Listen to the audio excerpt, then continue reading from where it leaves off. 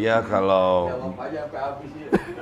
menuju marifat, Iya. haruskah kita melewati syariat, tarikat, hakikat, marifat? Kudu begini atau suka-suka Allah? Hapus. Rukso lagi ya? Oktober dik. Masya Allah. 3 kali nego ketemu Oktober. Iya. Jadi lebih tinggi dan lebih tinggi lagi memperdalam kedalaman di mana Allah memiliki ridho di situ. Betul. Betul. Betul banget. Sohih banget. 101. Mungkin satu. Karena banyak sekali ledekan gitu ya, ejekan. Nggak mungkin lo dapat marifat sebelum syariat lo benar. Nggak begitu. Nggak begitu ya? Nggak. Salah ngaji kali saya dulu.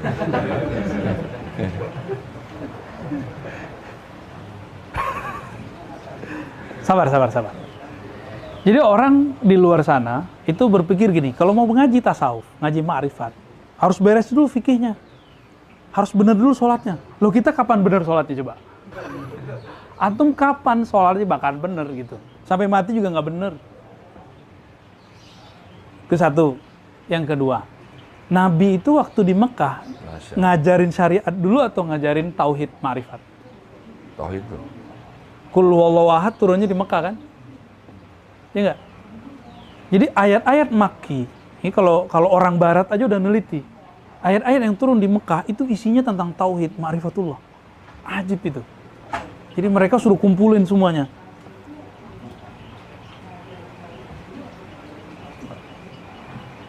Ada Arthur Jeffrey, orang-orang barat ya, yang pakar-pakar. Sebenarnya syariat itu, yang dimaksud syariat tadi kan fikih ya. Syariat itu sebenarnya mencakup semua. Syariat ya. Apa arti syariah? Syariah artinya apa? Syariatun. Apa arti syara'a? Syara'a alakum minad din. Enggak, syariat jalan.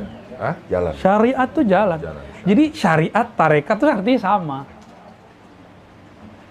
Syariat ini mencakup ada yang zahir, ada yang batin. Ada yang Gitu. Syariat yang zahir itu kemudian jatuhnya ke hukum fikih. oh. Ini.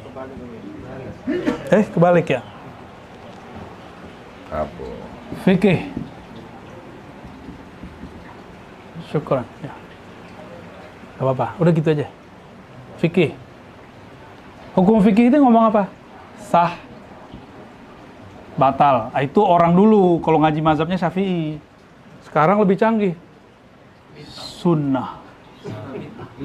Dan pakarnya tuh mantan. Gubernur lagi. Jadi sekarang orang nanya, apa kata kunci di sini? Mana dalilnya? Kalau orang dulu cuma nanya, Ustadz bolehkah begini, ya kan? Jadi enakan jadi orang dulu. Jadi Ustadz sekarang repot nyari dalil. Untung kita digedor-gedor sama guru kita kan. Kalau nyebutin satu perkara, aneh kalau nggak nyebutin dalil, wah itu bisa dirobek-robek tuh kertas kita. Nyebutin dalil, nggak boleh. Ya Syekh, ya Sidi Syekh. Saya bawa dulu teks nih. Terus saya jelaskan sendiri, dirobek lagi. Jadi kalau kita bawa teks dulu, bawa hadis, itu harus bawa ulama yang menjelaskannya, nggak boleh versi Ar-Razi. Sekarang anak baru baru hijrah setahun lalu, 3 bulan lalu malah ya, itu udah berani bawa hadis. Ini dalil, nih maknanya begini Ustadz. Kan nanti Syekh Mansur ketawa yang sudah berapa tahun di pesantren. Nggak berani loh kita ngomong begitu. Kita kalau bawa hadis, ayat, pasti kita nukil ulama. Cuma karena sekarang orang maunya hitam putih, saya pun kemudian mendiskon. Kan sekarang zaman diskon. Kita sekarang gagah-gagahan juga, sebutin dalil langsung maknanya. Aslinya kan nggak boleh. Aslinya etikanya dalil, lalu penjelasan ulama terhadap dalil, baru pendapat saya. Tapi karena mungkin merasa sok ulama kali ya. Baik, ini zahir hukum fikih. Hukum fikih ini kalau diterapkan, yang rapi itu namanya tarekat. Yang rapi. Ya. Maka di tarekat itu rapi dan ribet sekali. Tarekat namanya. Jadi orang kalau sudah ngamalin fikih dengan baik namanya tarekat. Fikih ini mazhab. Ya kalau ada orang bilang nggak boleh bermazhab ya lewat.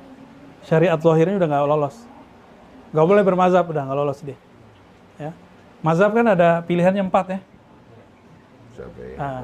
Pengamalan mazhab itu yang perfect cuma di tarekat.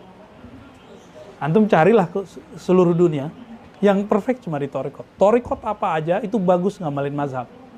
Itu sebabnya semua ahli tarekat ittifaq ijma tidak usul kepada Allah kecuali dia bermazhab salah satu. Gitu. Salah satu nih ya. Berarti ini 2 kan?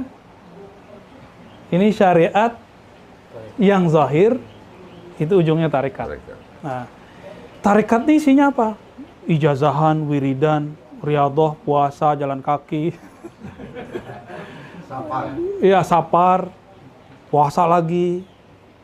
Ada orang minta duit ke kita, duit 10.000 doang, kasih. Repot kan begitu. Jadi tarekat ini emang berat ini.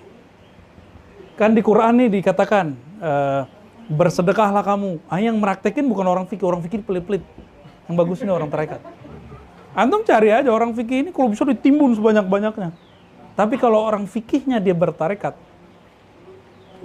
luar biasa. Luar biasa kalau mereka. Tapi kalau orang tarekatnya cenderung kepada dunia, ya salam juga ntar. Oke, itu syariat yang zahir. Nah, sekarang syariat yang batin. Syariat yang batin itu dimulai dari alam qalbiyah, alam akliyah. Nah, ini yang kita sebut tauhid. Nah, tauhid itu yang disebut hakikat. Nah, ini dia. Oh, ya. Isinya keyakinan-keyakinan. Benar Maulana ya? Keyakinan. Tapi hati-hati dulu. Setan itu kenal Allah nggak? Kenal. Iblis itu bertauhid nggak? Tauhid. Tapi iblis tauhidnya nggak lengkap. Karena tauhid yang lengkap namanya, jadi ini kalau lengkap nih, kul atau kamal. Kalau dia lengkap, kamal, ya, namanya ma'rifah. Jadi ma'rifat itu tauhid hakikat yang sudah terkumpul. Dan itu jalurnya cuma Al-Muhammadi. Lewat Nabi Muhammad SAW. Ya. Nah, jadi kita mau mulai dari mana nih? Antum mau duluan sholat 5 waktu atau kenal dulu yang disembah? Mau nyembah yang nggak dikenal? Beban, capek. Itu sebabnya bangun subuh susah. Karena belum kenal mana yang disembah. Ya kan? Mau sholat isya berat. Waduh, berat nih. Apalagi lagi asik main handphone kan? Itu berat. Kenapa? Belum kenal siapa yang disembah. Coba, karena teman-teman kenal dengan abadi, kalau belum manggil gimana? Pada datang kan? Kalau nggak kenal, oh besok ya Maulana Abadi, ya gitu doang. Jadi nggak kenal. Tapi kalau kenal, aneh kenal khutbahnya dibatalin. Ya kan? Orang kemana aja kita batalin. Kenal dikit, semoga kenalnya tambah banyak. Amin. Ya. Sok kenal. Tapi semoga dengan bimbingan beliau tambah kenal gitu ya. Amin. Jadi mau mulai dari mana nih Bang? Bagusnya mulai dari mana? Itulah yang orang lupa. Wa ma khalaqtul jinna wal insa illa liya'budun. Boleh ditulis gak ayatnya Sidi Musa? Tulisannya jelek soalnya. Tulisan itu lebih jelek lagi kali. Barzaki. Buya Barzaki di atas ayatnya. Ini dalil ma'rifat. Surat Zariyat. Ayat berapa itu? 56. Ya. Jinna.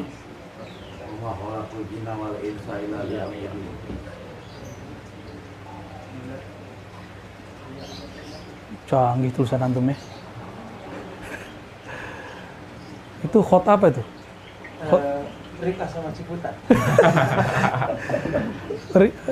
Hot MPA ini kayaknya nih. khalaqtul jinna wal insa illa liya'budun. Ini apa ya? Yes. Baik, jazakallah khair. Coba, tidaklah aku ciptakan jin, ya. Ma di sini tidak. Tidaklah aku ciptakan jin dan manusia kecuali ya'budun. Kalau orang ahli fikih nerjemahin ya'budun itu ritual. Sholat, makanya orang-orang tua-tua dulu kan kalau mesenin anak, nah jangan lupa sholat ya. Gitu kan? Benar nggak? Secara fikih benar. Tapi kalau orang ahli marifat nggak gitu. Nah, jangan lupa Allah ya, gitu yang benar. Mungkin nggak saya, ya abudun itu kan kalau bahasa Melayunya sembah. Sembah itu artinya hormat. Bang Dik nggak kenal saya, mungkin nggak respect sama saya. Enggak. Pertama ketemu aja langsung, oh kayaknya yang di YouTube nih, ya kan? Ini tontonan istri gua nih. Karena kenal, jadi connect. Coba nggak kenal, respect nggak sama saya? Saya juga nggak respect sama Bang Dik kali kalau nggak kenal. Sama.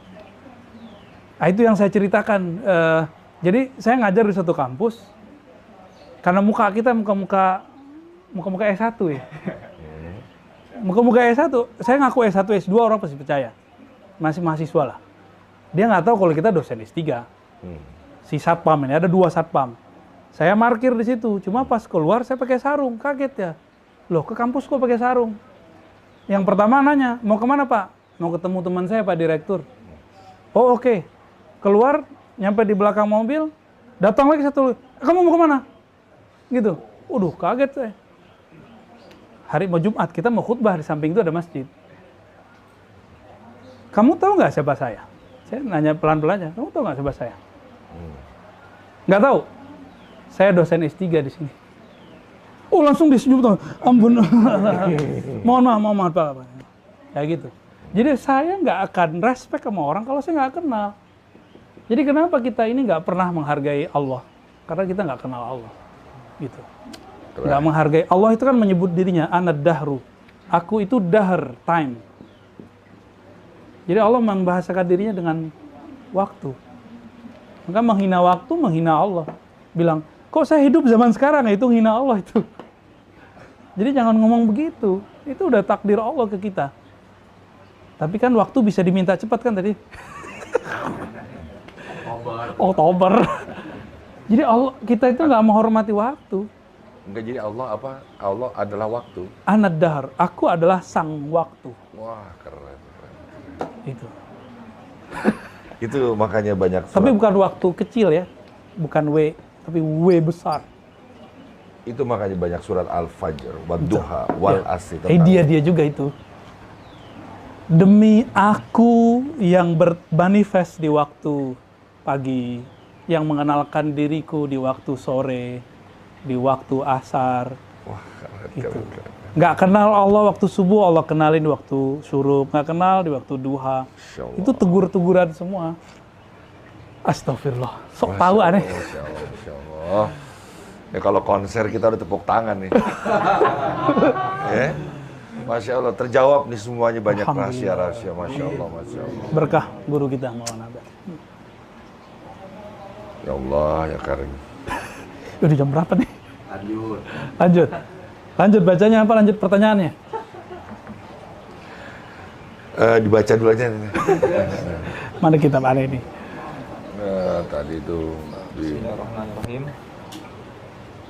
Hikmah nomor 125. Idza arada ayuzhira fadlahu 'alaika khalaqa wa nasaba ilaika. Apabila dia menginginkan untuk memperlihatkan, menzahirkan karunia-Nya kepadamu, maka dia menjadikan dan menisbatkan itu kepadamu, menisbatkan karunia itu. Kalau di surah Al-Mu'minun itu qad aflahal. Jadi Allah itu kalau ingin membalasi kita dengan sholat, maka Allah menyebut sholatihim. Boleh Kang dihapuskan? Nggak disebutin pahalanya. Sholat itu pahalanya nikah sama 70 bidadari. Kurang banyak. Enggak itu. Jadi orang itu dapat pahala ketika Allah sebutkan hadiah gerakan yang aku gerakkan di tubuhmu itu sebagai milikmu. Kan kita nyebut inna salati wa nusuki wa mahyaya wa mati lillah. Salatku ya Allah ini milikmu. Sekarang Allah terima lalu dikembaliin ke kita. Allah kan gak butuh salat kita. Allah butuh salat gak? Maka di ayat keberapa itu? Qad aflahal mu'minun alladzina hum, ayat kedua, fi salatihim. Salatihim.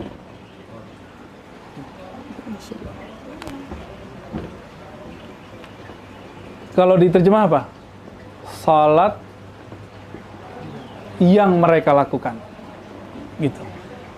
Kan tadi kita jawab, hayya 'ala shalah, ya Allah berikan aku kekuatan untuk sholat. La haula wala quwata illa billah. Berarti sholat kita karena Allah yang gerakin. Berarti geraknya gerak siapa? Gerak Allah. Sekarang Allah kasih hadiah, udah sholatmu aku terima, aku sebut sholatku itu sholatmu. Dia nyembah dia menyebut dirinya, dia menyebut dirinya dengan lidah kita. Kita punya siapa? Punya dia. Ya dia juga, lillahi ma fis samawati wal ard. Miliknya langit dan bumi. Tubuh ini dari bumi, ruh kita boleh kita sebutlah langit. Berarti diri kita adalah langit dan bumi itu secara ma'rifat. Milik Allah yang di langit dan di bumi inilah kemudian Allah kasih, nih punya kamu. Nah, itulah yang surga. Itu yang disebut dua surga. Waliman khafa maqama rabbih jannatan. Bagi yang takut kepada makom Allah. Jadi Allah menyebut dirinya bermakom. Kata makom ini bukan cocok logi loh ya. Maqama rabbih.